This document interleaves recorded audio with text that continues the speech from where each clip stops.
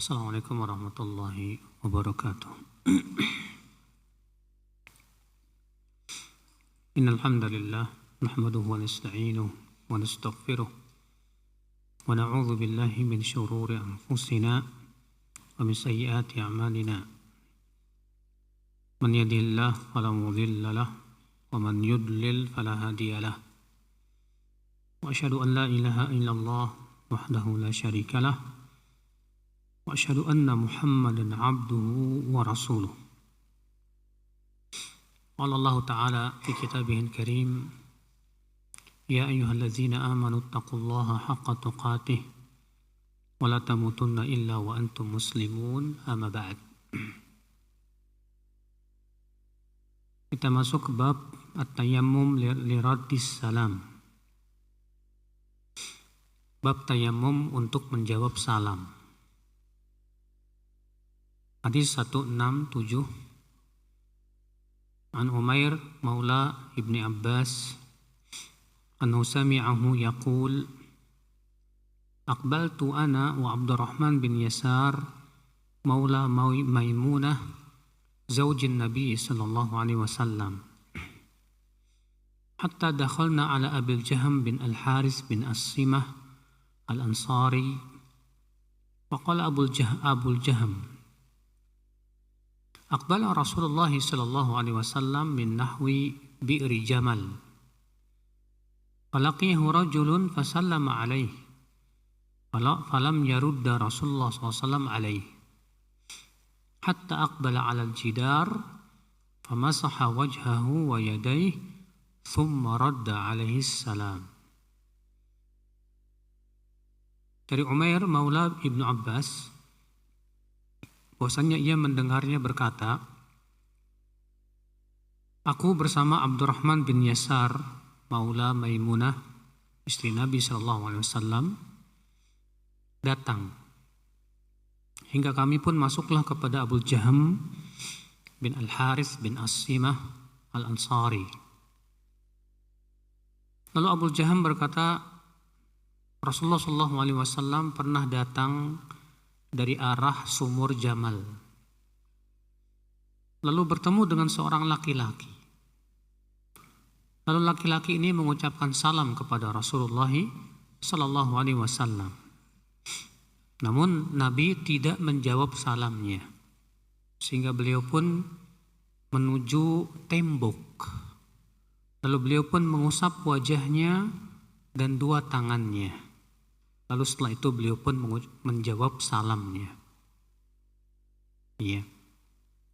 Artinya Nabi SAW, Mbak, ketika ada orang yang mengucapkan padanya salam, maka Nabi SAW tayamum dulu.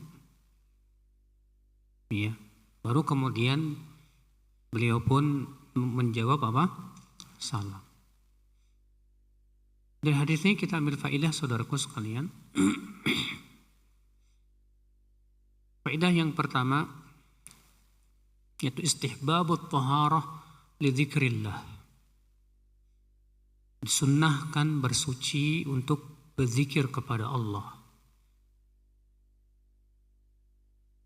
Dari mana kita katakan ini sunnah? Karena ini perbuatan. Sedangkan kaidah usul fikih mengatakan mujarradul fi'li yadullu alal istihbab. Sebab sebatas perbuatan Nabi saja hanya menunjukkan kepada sunnah, tidak sampai kepada apa?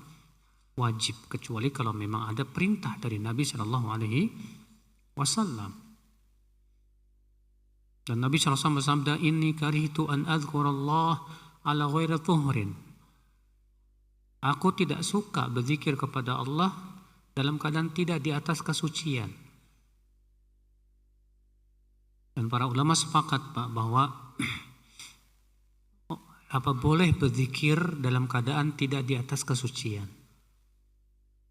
Artinya kita mengucapkan subhanallah, alhamdulillah, la ilaha illallah, Allahu akbar. Dalam keadaan kita berhadas nggak apa-apa.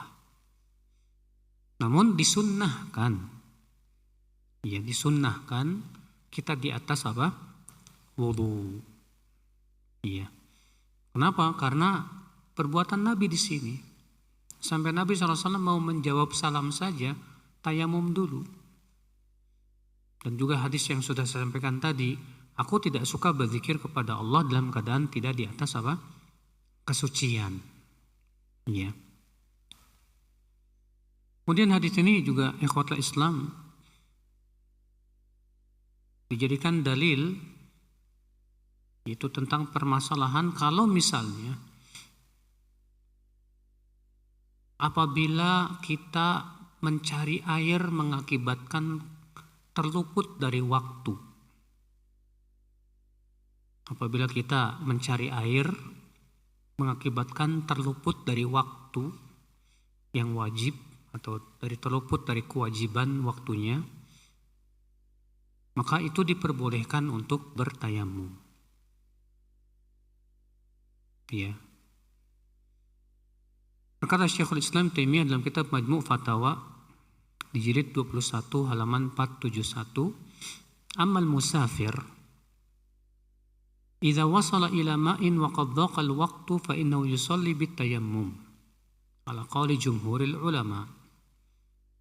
Wa kadzalika law kana hunaka bi'run lakin la yumkin an yasna'a lahu hablan hatta yakhruja al-waqt wa yumkin hafrul ma' wa la yahfir hatta yakhruja al-waqt fa innahu yusalli bit-tayammum.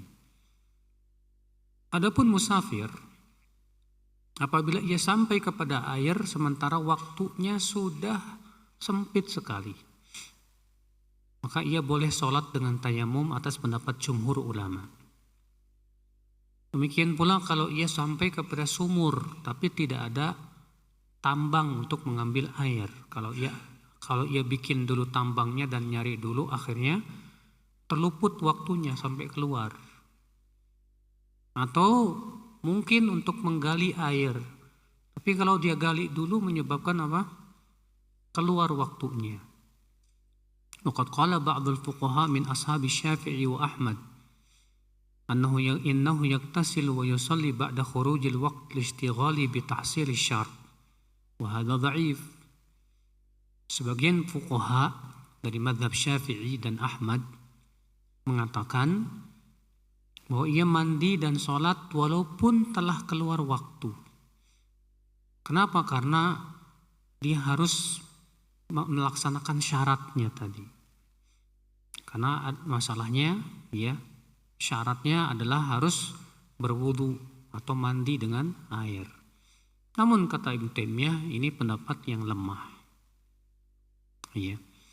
Li'anna al-muslim umira an yusalli fil waqt bihasbil imkan. Karena seorang muslim itu diperintahkan untuk sholat sesuai dengan waktunya, sesuai kemampuan. Al-musafir idza alima annahu la yajidul ma' hatta yafuta al-waqt kana fardhan alaihi an yusalli bitayammum fil waqt bittifaqil a'immah.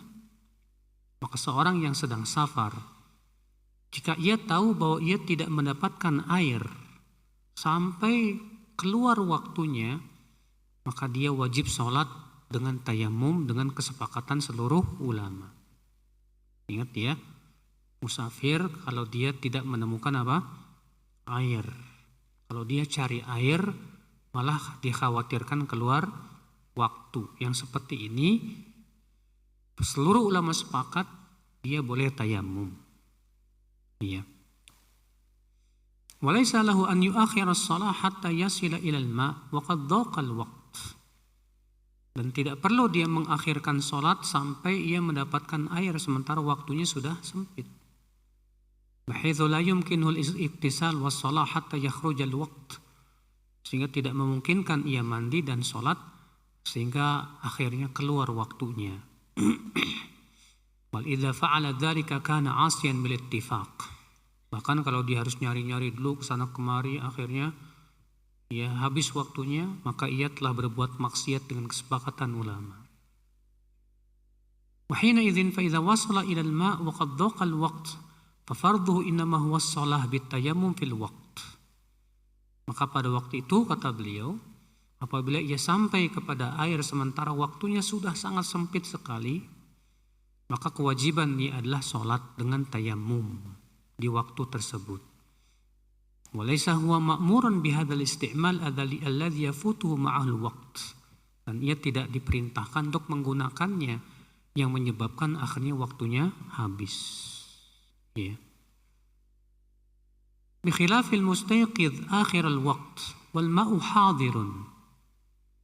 Beda dengan orang yang ada di akhir waktu, ya, dan ia sadar dan air pun ada hadir di hadapannya.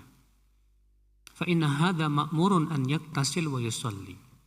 Maka yang seperti ini dia diperintahkan untuk mandi dan sholat. Waktuhu min hin yastayqidh la min hin tulu'il fajr. Dan waktunya yaitu ketika ia bangun dari tidurnya. Ya, bukan dari terbitnya fajar. Ya. Beliau juga berkata dalam Majmu' Fatawa di jilid 22 halaman 35. Ya.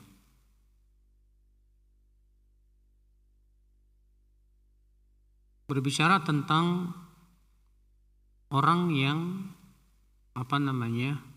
bangun tidur. Wa man kana mustayqadhan fil waqt wal ma'u ba'idun minhu la yudrikuhu illa ba'da al waqt fa innahu yusalli fil waqti bitayammum biittifaqil ulama. Siapa yang bangun dari tidur, ya, dan ternyata airnya jauh dan tidak mungkin ia dapatkan kecuali setelah keluarnya waktu, maka pada waktu itu ia boleh sholat dengan tayamum dengan kesepakatan seluruh ulama. Wa kadzalika idza kana al-bardu shadidan wa yadhurruhu al-ma'u al-barid wa la yumkinuhu adh-dhahab ila al-hammam aw taskhin al-ma' hatta yakhruj al-waqt fa innahu yusalli fil waqti bit-tayammum. Demikian pula kalau dinginnya sangat dingin. Kalau dia mandi pakai air dingin ini akan berdampak mudarat buat dirinya. Ya. Dan tidak mungkin juga pergi ke tempat pemandian air hangat. Atau tidak mungkin juga untuk menghangatkan air, memasak air. Sebab kalau ia masak air dulu waktunya habis. Maka pada waktu itu ia sholat dengan tayammum. Ya. Wal mar'ah war rajul fi dzalika sawa. Laki-laki dan wanita dalam masalah ini sama saja. Ya. Syekh Utsaimin rahimahullah berkata, ditanya, hal yajuzu lil insan ta'khir as-shalah li tahsili syartin min syurutiha kama law ishtaghala bi istikhrajil ma'? Bolehkah seorang insan mengakhirkan salat untuk melaksanakan syarat-syaratnya seperti orang yang sibuk mengeluarkan air dari tanah? Fa'ajab, maka beliau menjawab, kata Syekh Utsaimin rahimahullah, as-shawab, pendapat yang benar, annahu la yajuzu ta'khirus shalah an waqtiha mutlaqa. Dia tidak boleh mengakhirkan salat dari waktunya secara mutlak. Wa idza khafa al-insan khuruj al-waqt shalla ala hasbi halih. Dan apabila seorang insan khawatir waktunya keluar, maka hendaklah ia salat sesuai dengan keadaannya. Ya. Wa in kana yumkin an yahsula syart qariban. Dan jika mungkin untuk mendapatkan syarat itu dalam waktu dekat, ya, akan tetapi masalahnya mengakibatkan waktunya habis. Mana dasarnya? Dasarnya firman Allah, inna salata kanat 'alal mu'minina kitaban mawquta. Sesungguhnya salat itu atas kaum mukminin, ya, telah ditentukan waktunya oleh Allah Subhanahu wa taala. Nah, ini akal Islam. Jadi ini ada beberapa keadaan. Ya, ada dua keadaan. Keadaan yang pertama, ya, waktunya sudah mau habis. Dan di hadapan kita tidak ada air, Pak. Di hadapan kita tidak ada air. Kalau kita cari air dulu mengakibatkan keluar dari waktu. Maka yang seperti ini boleh tayamum dengan kesepakat. Dan yang kedua ada air. Cuman kalau menggunakan air wudhu ini mengakibatkan waktunya habis. Karena waktunya tinggal beberapa menit lagi misalnya. Nah ini yang menjadi ikhtilaf para ulama. Ya, apakah pada waktu itu dia tetap berwudu walaupun habis waktunya, atau boleh dia tayamum? Ya. Jumhur ulama mengatakan tetap dia wajib berwudu dengan air, walaupun waktunya apa? Habis. Dalilnya ayat, fa illam tajidu ma'an fatayammam. Kalau kalian tidak mendapatkan air maka apa? Tayamumlah, sementara ia dapat air dan ada air. Maka kewajiban dia menggunakan air walaupun konsekuensinya sudah keluar dari apa? Waktu. Sementara sebagian ulama mengatakan gak masalah. Iya, boleh dia bertayamum kalau dia menggunakan air tersebut menyebabkan waktu apa? Habis. Dalilnya apa? Qiyas kepada hadis yang sedang kita bahas ini, Pak. Nabi sallallahu alaihi wasallam ketemu sama seseorang, lalu dia mengucapkan salam, Assalamualaikum. Maka Nabi sallallahu alaihi wasallam segera menuju apa? Tembok. Segera tayamum. Kata mereka, di situ Nabi tayamum karena li khasyati fawatil waqt. Ya, karena takut terluputnya waktu. Namun wallahu a'lam, pendapat yang paling kuat pendapat jumhur. Adapun perbuatan Nabi SAW itu dalam keadaan tidak ada air, masalahnya. Iya, tidak ada apa? Air. Makanya Nabi langsung menghadap ke tembok, menuju ke tembok dan tayamum dengan apa? Tembok. Di sini kita ambil faidah yang ketiga ya akhi.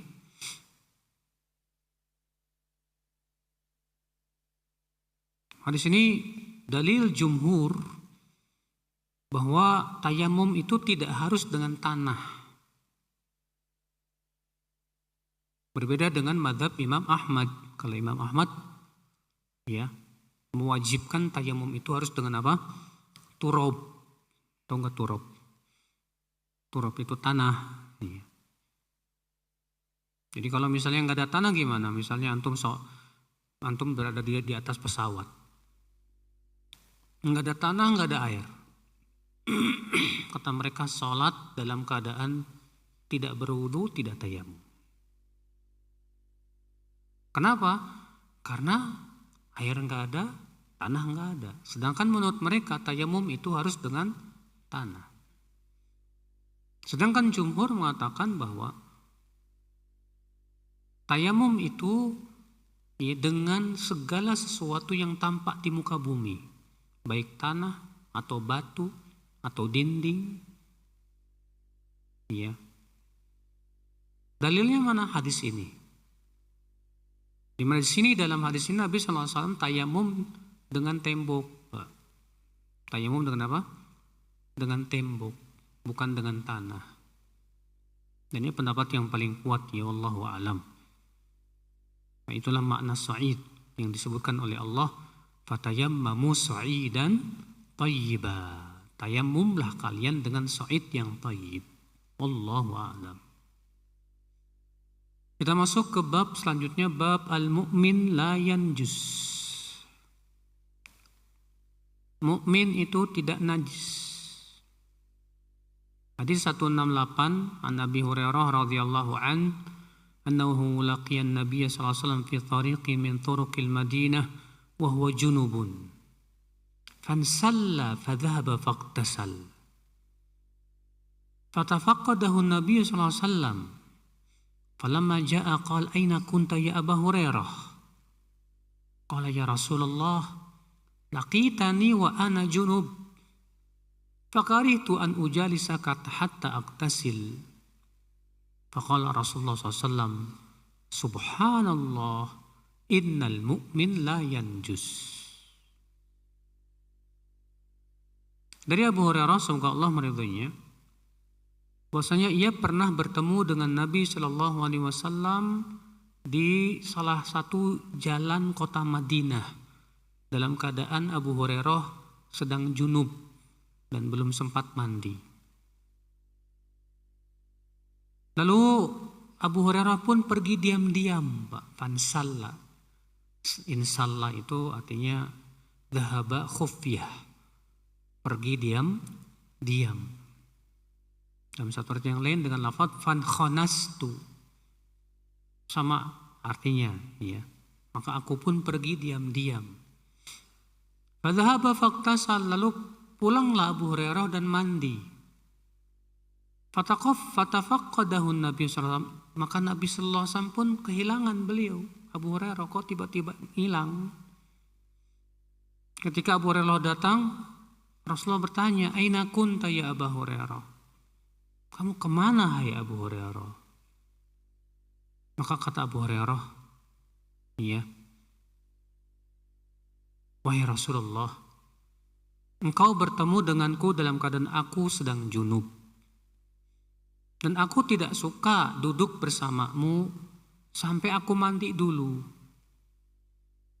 Maka Rasulullah SAW sabda, subhanallah, innal mu'min la yanjus. Mukmin itu tidak apa? Tidak najis. Ya. Baik, hadis ini akhi kita ambil faedah, ya. Faedah yang pertama yang bisa kita petik dari hadis ini,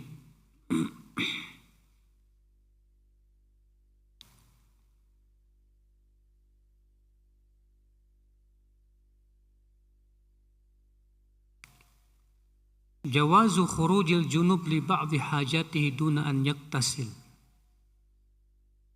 Bolehnya orang yang junub menunda mandi junub. Dan boleh ia keluar dari rumahnya karena ada hajat, dalam keadaan belum mandi, belum sempat apa? Mandi. Kenapa? Karena di sini Abu Hurairah bertemu dengan Rasulullah SAW di jalan, Pak. Dalam keadaan Abu Hurairah belum sempat mandi, masih junub. Dan ternyata Nabi pun tidak mengingkari Abu Hurairah. Iya. Walaupun memang ikhwatul Islam, ya sangat dianjurkan kita untuk segera apa? Mandi. Iya.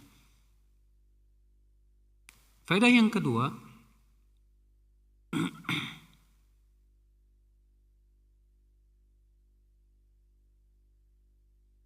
berkata Imam Nawawi, dari hadis ini diambil faedah, istahabbal ulama li talibil ilm an yuhsina halahu fi hali mujalasati syaikhihi. Para ulama menyunahkan untuk para penuntut ilmu untuk memperbagus keadaannya saat duduk di majelis syekhnya. Iya. Memperbaiki keadaannya dari sisi bajunya dan yang lainnya ketika ia mau duduk di majelis apa? Syekh. Itu memang salah satu adab, ya.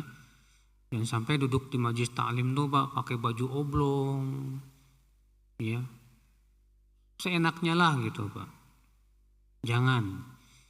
Ya kenapa? Karena kita ini sedang menuntut ilmu, kita sedang ya ingin meraih sesuatu yang mulia. Pak. Antum saja kalau cari duit, pergi ke kantor, nggak berani pakai kaos oblong. Ya. Antum aja kalau mau pergi demi untuk dapat dunia, antum pakai baju rapi, masa pergi ke masjid pakaiannya seenaknya? Ya, Allah Ta'ala berfirman, ya bani Adam, khudhu zinatakum inda kulli masjid. Wahai anak Adam, ya ambillah perhiasan kalian di setiap pergi ke masjid. Faedah selanjutnya, al-haditsu dalilun ala taharatil muslim. Di sini menunjukkan bahwa badan seorang muslim atau mukmin itu tidak najis, Pak. Suci.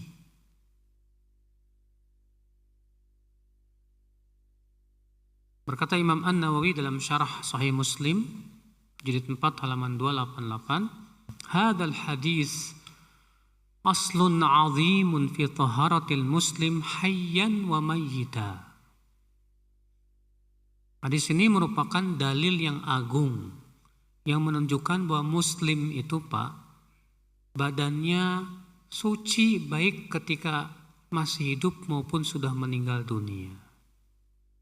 Makanya pendapat sebagian masyarakat ya, bahwa mayat itu najis. Mayat seorang muslim itu setelah meninggal najis. Ini pendapat yang bertabrakan dengan hadis ini Pak. Ya. Justru mayat seorang muslim suci. Karena Nabi mengatakan innal muslim la yanjus. Muslim itu tidak apa? Tidak najis. Ya. Kita lanjutkan berkata Imam Nawawi, fa ammal hayyu fa dhahirun bi ijma'il muslimin hatta al janin idza alqathu wa alaihi rutubatu farjiha. Ya, qala ba'du ashabina wa huwa dhahirun bi ijma'il muslimin. Adapun orang yang masih hidup, maka dengan ijma' seluruh ulama, maka ya badannya suci. Walaupun itu janin yang keguguran. Wa kadzalikal muslim tahirun mayyitan aidan. Demikian pula ketika sudah meninggal dunia, sudah jadi mayat, maka itu pun suci. Tidak bisa disamakan dengan mayat kambing, Pak. Nggak bisa disamakan dengan mayat binatang. Kenapa? Karena manusia itu terhormat, Pak. Allah berfirman, walaqad karramna bani Adam. Sungguh kami telah memuliakan anak Adam. Maka di antara kemuliaan anak Adam, setelah meninggal dunia tetap badannya pun apa? Suci, nggak najis. Iya. Oleh karena itulah ketika Rasulullah SAW meninggal dunia, maka Abu Bakar pun mencium apa? Wajah Rasulullah SAW. Iya. Demikian pula semua Muslim, iya, maka badannya itu suci, baik masih hidup maupun sudah apa? Meninggal dunia. Nah, sekarang apakah orang kafir najis atau tidak Pak badannya? Iya. Terjadi ikhtilaf para ulama tentang firman Allah innamal musyrikuna najas dalam surat At-Taubah. Sesungguhnya orang-orang musyrikin itu najis. Apa makna najis dalam ayat ini? Jumhur ulama mengatakan, jumhur itu artinya mayoritas ya, bahwa yang dimaksud dengan najis dalam ayat ini najis secara maknawi. Itu najis keyakinannya Pak. Sementara ikhwatal Islam, sebagian ulama dari pendapat Imam Malik ya, dan pendapat mazhab Zahiri, bahwa orang kafir itu najis badannya. Dasarnya kata ayat innamal musyrikuna najas. Namun wallahu a'lam, pendapat yang paling kuat dalam ini pendapat jumhur, bahwasanya orang musyrik itu badannya tidak najis. Dan bahwasanya najis yang dimaksud dalam ayat tadi itu najis secara maknawi. Apa hujahnya? Yang pertama, bahwa Allah membolehkan laki-laki kaum muslimin menikahi wanita ahli kitab. Dalam surat apa itu? Surat Al-Maidah. Allah berfirman, wal muhsanatu minal mu'minat wal muhsanatu minal ladzina utul kitaba min qablikum idza ataitumuhunna ujurahun. Dan Allah menghalalkan untuk kalian wanita-wanita yang baik-baik dari kaum mukminat. Demikian pula wanita-wanita yang baik-baik dari ahli kitab, apabila kalian memberikan kepada mereka maharnya. Sementara ahli kitab sudah berubah enggak Pak? Mereka berbuat syirik tidak Pak? Ya, orang Nasrani mengatakan, Allah mengatakan laqad kafara alladzina qalu innallaha tsalitsu tsalatsa. Sungguh telah kafir orang yang mengatakan Allah itu tiga dari yang tiga, musyrik. Orang Yahudi berkata waqalatil yahud Uzairun ibnullah. Berkata orang Yahudi Uzair anak Allah, musyrik. Tapi ternyata Allah membolehkan menikahi wanita ahli kitab, khusus laki-lakinya. Adapun wanita muslimah haram dengan ijma para ulama untuk menikah dengan selain laki-laki muslim. Iya. Ikhwatul Islam, saudaraku seiman. Hujah yang kedua yang menunjukkan bolehnya, Pak, menunjukkan bahwa badannya orang musyrik itu tidak najis. Bahwa Nabi SAW mengikat seorang musyrik di masjid. Namanya Thumamah bin Uthal. Iya. Diikat Thumamah itu di tiang masjid. Dia kan tawanan. Iya. Kalaulah badannya najis, tentu Nabi tidak akan memasukkan orang ini ke masjid dan diikat di situ. Hujah yang ketiga yang menunjukkan bahwa orang musyrik itu badannya tidak najis. Abahallahu lana dzabaih ahlil kitab wa ta'amal kuffar 'amah. Allah membolehkan sembelihan ahli kitab. Allah menghalalkan sembelihan ahli kitab untuk kita selama mereka membaca bismillah tentunya ya. Iya. Padahal kebiasaannya pastinya ya, kata para ulama, makanan mereka atau bejana mereka tidak lepas dari najis. Demikian pula Nabi SAW pernah berwudu dari bejananya seorang wanita musyrik. Dan banyak lagi hujah-hujah yang lainnya ya akhi, yang menunjukkan bahwa badannya orang kafir tidak najis.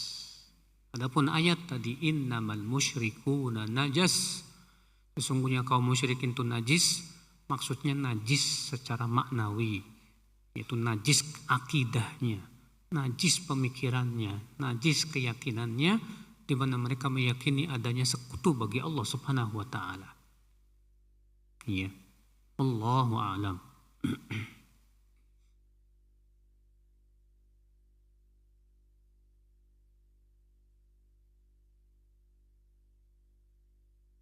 Hadis ini kita ambil faedah akhir selanjutnya, yaitu ucapan subhanallah li ta'ajjub. Ucapan subhanallah itu fungsinya dua, Pak. Fungsi yang pertama li ta'ajjub, untuk takjub. Kalau antum melihat pemandangan yang sangat indah sekali dan antum takjub, maka kita ucapkan Subhanallah. Sebagian orang ketika melihat pemandangan indah mengucapkan Masya Allah. Salah. Iya. Yang benar kita ucapkan Subhanallah.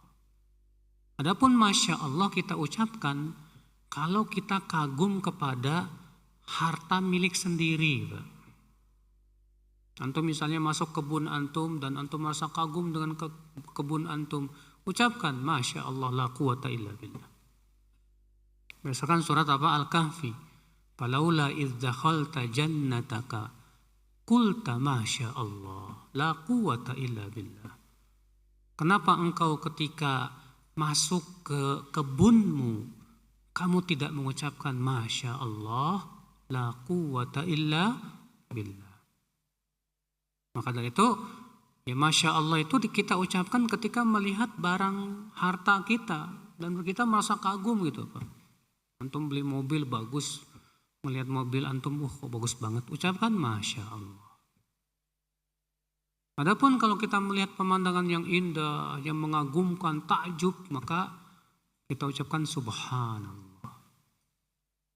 Iya. Demikian pula takjub dengan ucapan seseorang yang Masya Allah, kita ucapkan Subhanallah. Boleh juga Allahu Akbar. Kemudian fungsi yang kedua Subhanallah itu lil inkar. Subhanallah ya diucapkan saat mengingkari ucapan seseorang. Kalau misalnya ada orang yang mengucapkan kata-kata yang mungkar, maka kita ucapkan Subhanallah. Ya, dalilnya ini.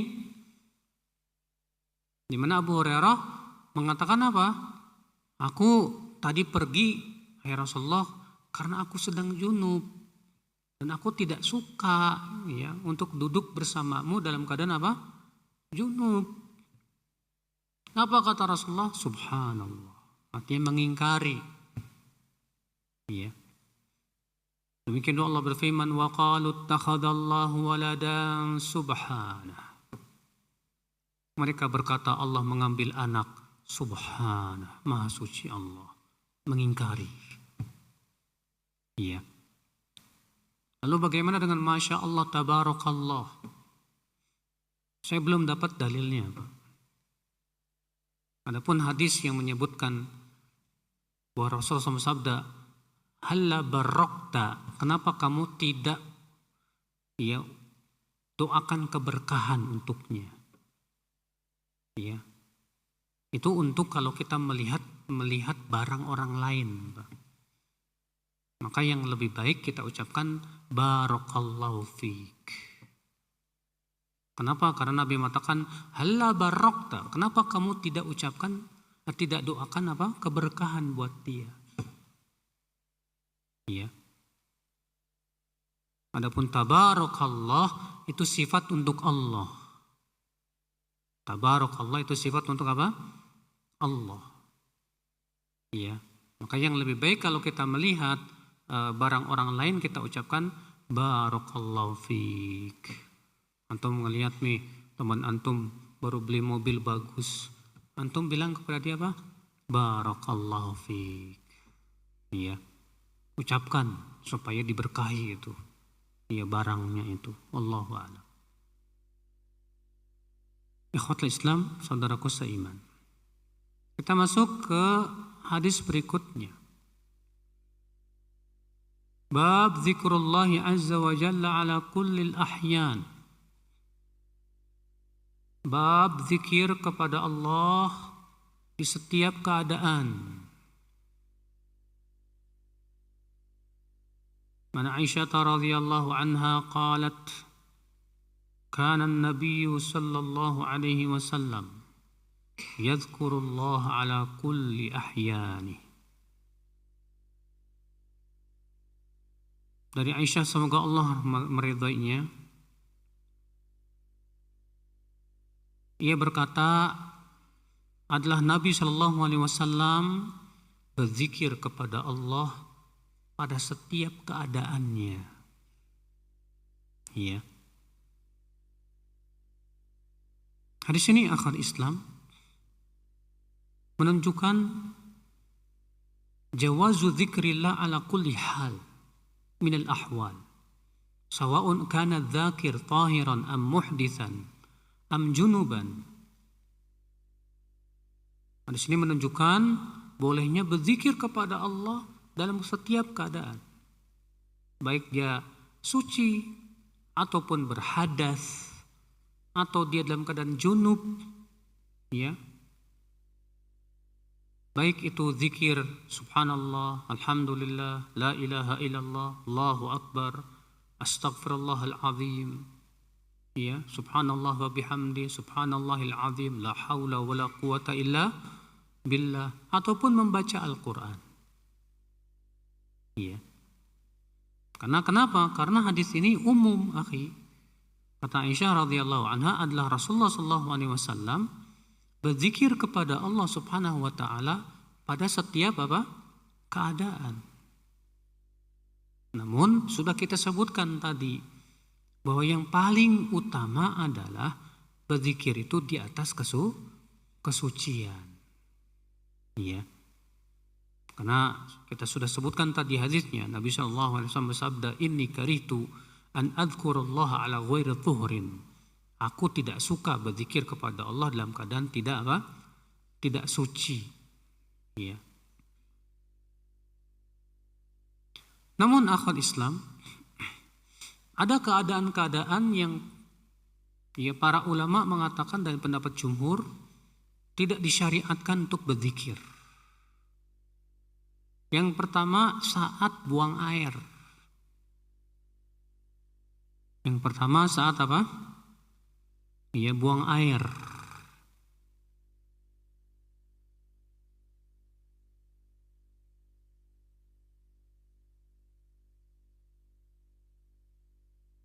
Maka pada waktu itu tidak disyariatkan.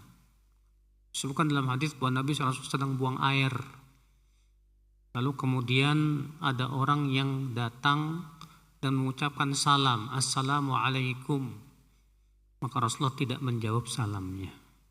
Setelah selesai buang air, beliau pun berwudu. Setelah itu beliau mengucapkan Waalaikumsalam. Iya. Itu menunjukkan bahwa orang yang sedang buang air, Pak, tidak boleh apa? Zikir. Masa antum ngeden sambil mengucapkan subhanallah. Ya, sambil gitu. Allahu Akbar. Nggak boleh, Pak. Tidak disyariatkan. Atas pendapat yang paling kuat. Kemudian yang kedua, orang yang sedang junub, pendapat jumhur mengatakan tidak disyariatkan baca Quran.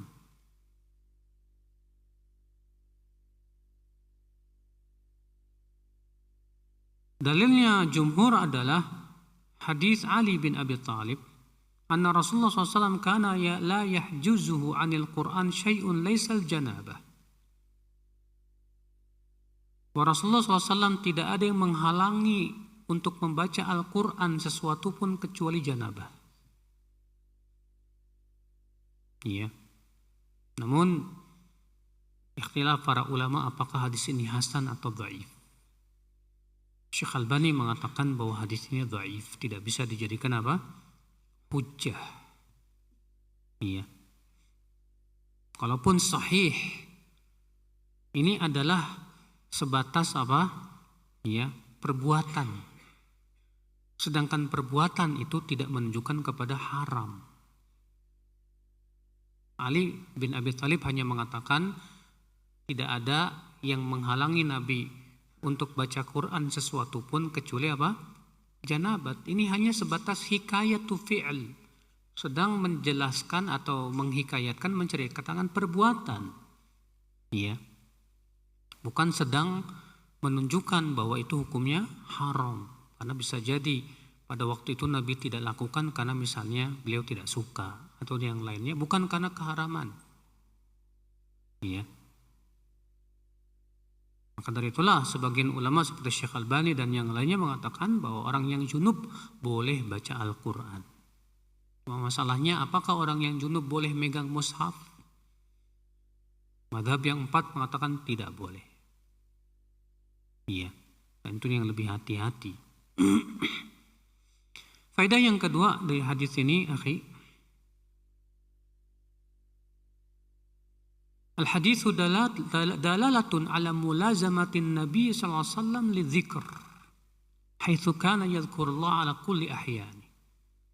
Hadis ini menunjukkan bahwa Nabi sallallahu alaihi wasallam itu selalu berzikir kepada Allah.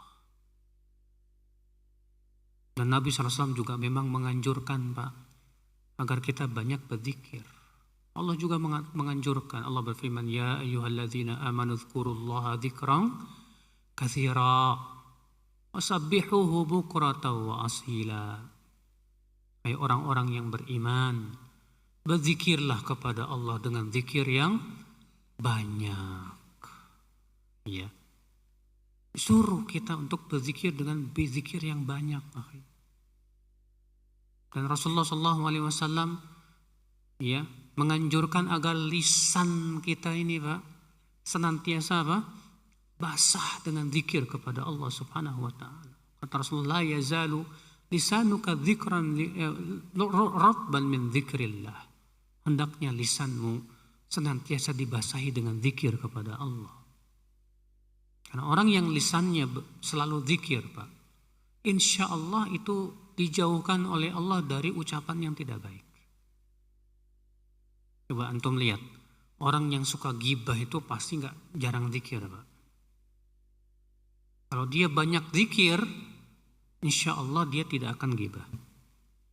Orang yang suka nyakitin tetangga, orang kalau ngomong dia suka nyakitin orang lain, itu biasanya akibat jarang zikir.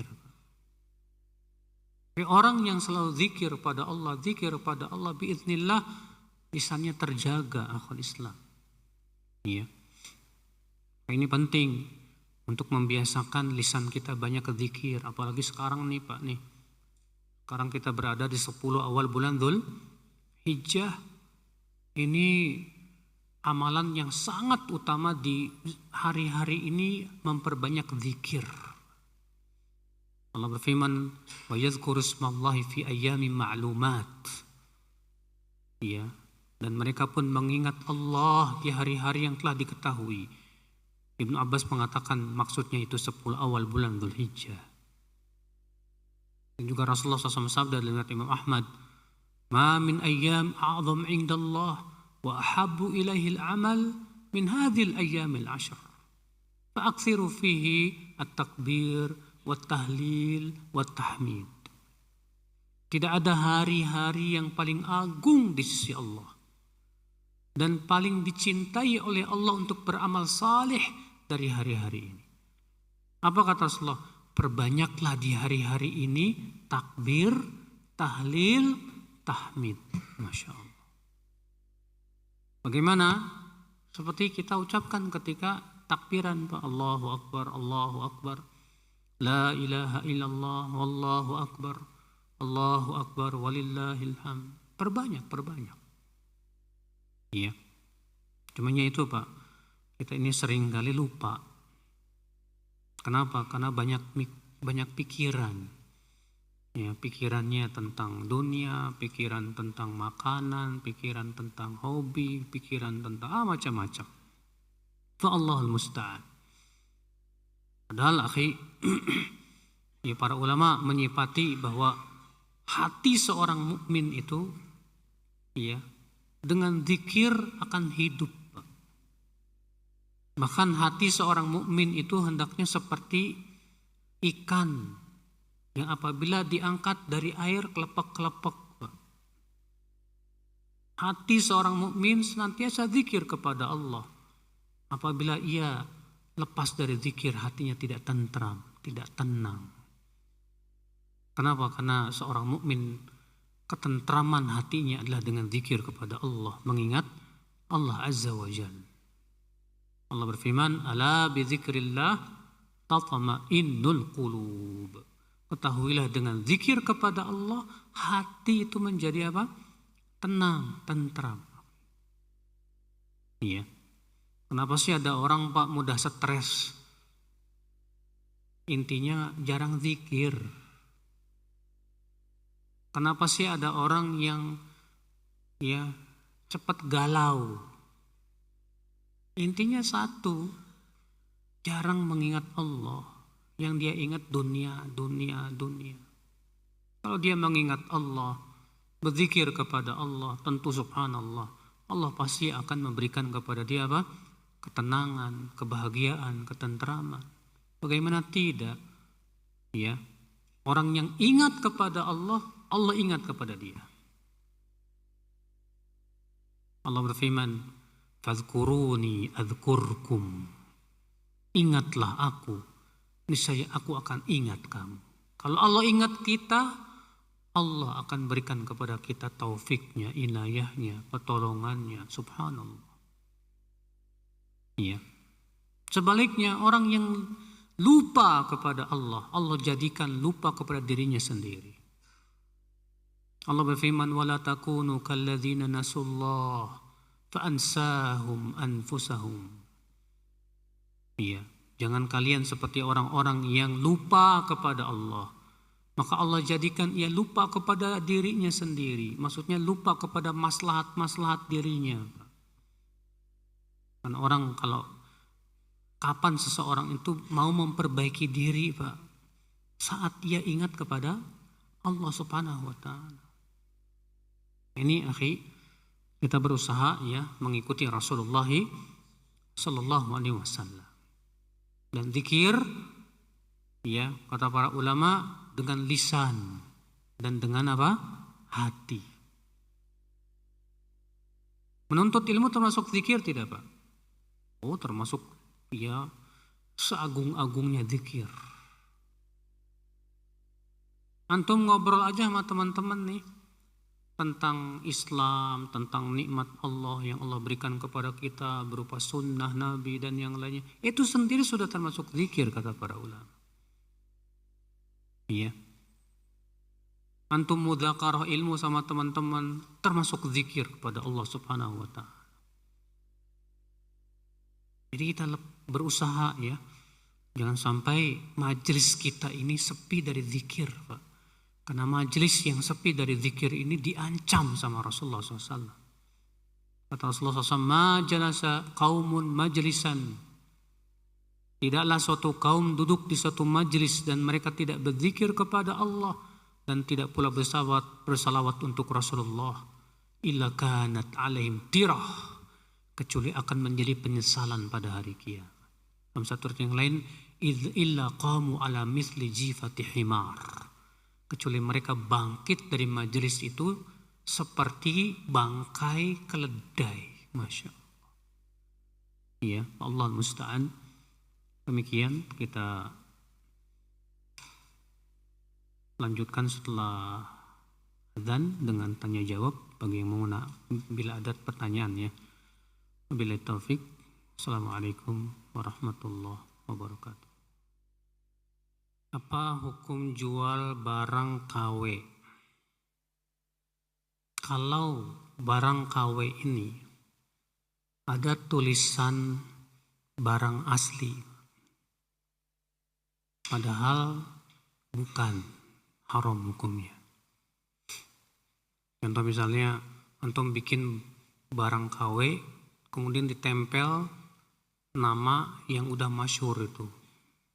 Sepatu misalnya suatu Hoka, iya. Antum bikin sendiri tulisan Hoka, nggak boleh, antum ngibulin orang tuh namanya. Tapi kalau misalnya tidak ada tulisan sama sekali, atau antum pakai merek sendiri, nggak masalah, iya. Yang masalah itu kalau pakai nama orang lain tanpa izin.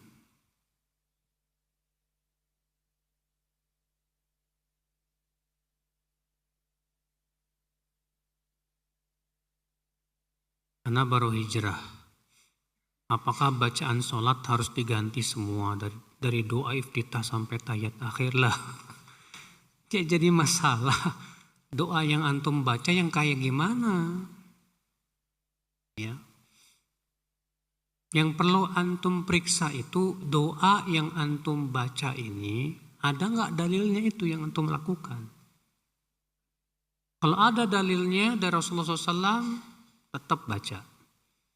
Kalau nggak ada sama sekali dalilnya dari Rasulullah SAW alias dibuat-buat, jangan dibaca. Karena zikir itu tauqifiyah, Pak. Zikir itu ibadah. Sedangkan ibadah itu sifatnya tauqifiyah. Ya, harus sesuai dengan tuntunan Rasulullah SAW, jangan bikin-bikin sendiri. Ya. Bagaimana cara melawan sifat riya? Cara melawannya pertama, wajib kita sadari bahwa riya itu dosa yang lebih besar dari dosa besar. Riya itu lebih besar daripada zina, riba, lebih besar daripada membunuh. Kenapa? Ia termasuk syirik masalahnya, walaupun syirik kecil.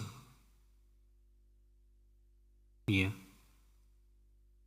Maka antum sadari bahwa riya itu lebih besar daripada dosa besar. Amalan yang terkena riya, walaupun itu amalan besar, berubah menjadi amalan yang paling buruk di sisi Allah. Sebagaimana antum sudah tahu hadisnya ya. 3 orang yang pertama kali dilempar ke dalam api neraka itu. Lalu antum pikirkan, kalau saya riya dan saya mati saat itu, saya mati su'ul khatimah. Na'udzubillah. Kemudian antum pikirkan, apa manfaatnya kita mengharapkan pujian manusia? Apakah dengan manusia memuji kita, mereka bisa memberikan pahala? Tidak. Apa keuntungannya dipuji manusia? Apakah dengan dipuji manusia kita tidak akan masuk neraka? Tidak. Sama sekali tidak. Makanya Allah akan mengusir orang-orang yang ria itu di hari kiamat. Allah berfirman, idhabu ila ladzina kuntum turauna fid dunya. Pergi kalian kepada orang-orang yang kalian harapkan pujiannya waktu di dunia sana.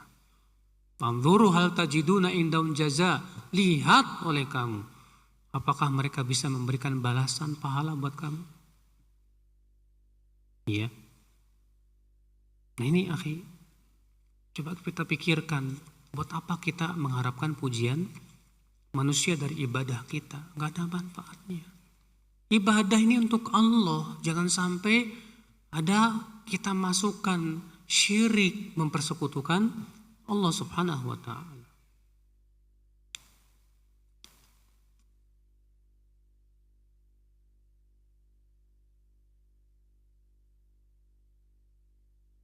Anak kan kerja tiap hari, pulang pergi memakai angkutan umum. Pada jam pulang, anak sering sekali kemagriban di jalan. Di sisi lain, anak ingin sekali sholat di awal waktu. Tapi karena keadaan macet, gimana? Di tol, tidak mungkin untuk turun. Bagaimana ya Ustadz? Alhamdulillah agama kita mudah. Iya. Kalau memang antum tidak mungkin turun di tol,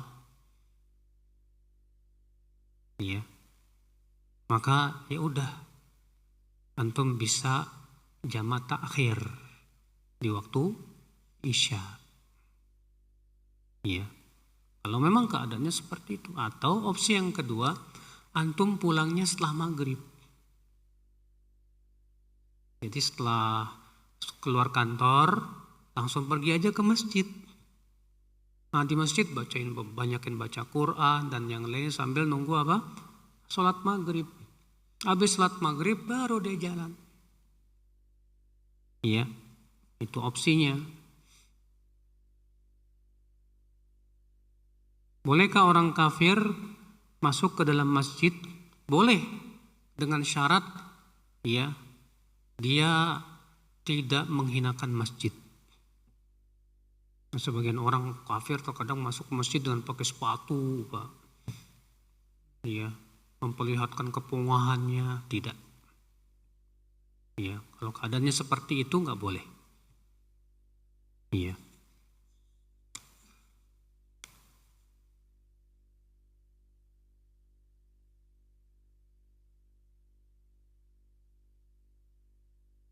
Mana yang lebih utama bagi tenaga medis dalam tugasnya? Jika masuk waktu sholat, maka untuk berwudu perlu waktu yang prosesnya panjang. Bisa sampai keluar waktu atau keadaannya sedang darurat. Seperti menangani pasien yang sedang operasi atau yang lainnya. Kalau memang keadaannya seperti tadi, ya, dimana dia operasinya bakalan panjang ini, maka pada waktu itu boleh menjamak 2 sholat. Boleh menjamak 2 sholat. Iya. Allahu a'lam. Bagaimana tingkatan menuntut ilmu? Ya akhi, kita menuntut ilmu hendaknya mulai dari kitab-kitab dasar dulu. Kitab dasar itu maksudnya kitab-kitab ringkasan.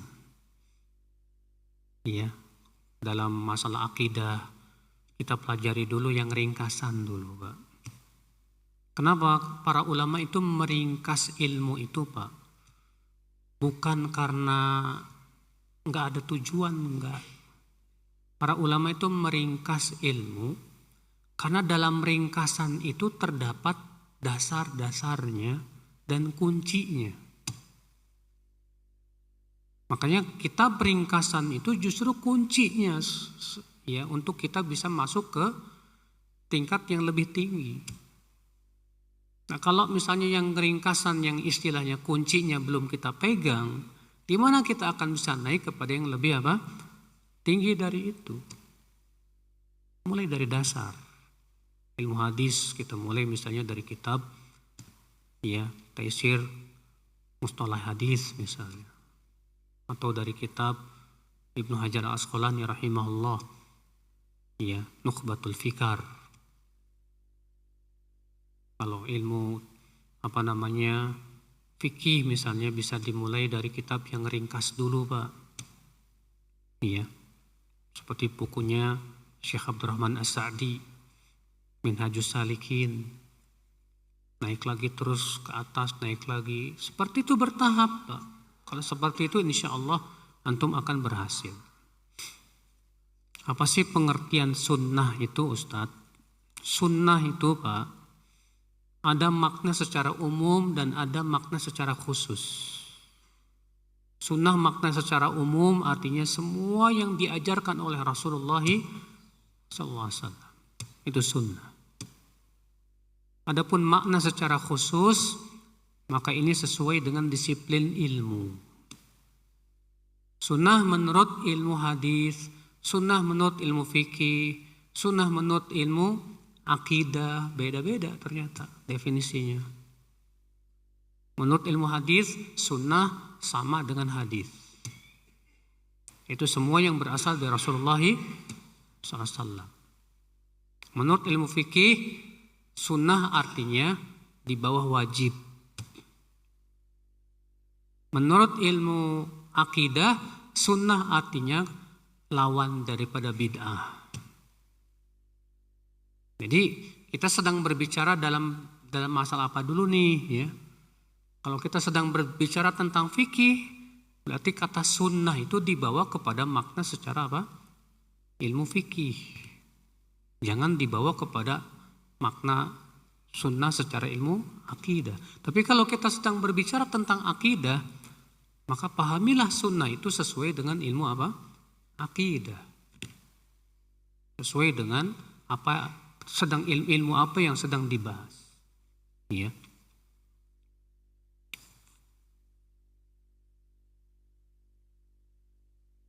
Kapankah makmum berdiri saat iqamah sedangkan imam ada di dalam masjid? Kalau imam ada di dalam masjid, maka wallahu alam saat muadzin mengatakan qad qamatis shalah, qad qamatis shalah, baru kemudian apa? Berdiri. Demikian dalam sebuah riwayat.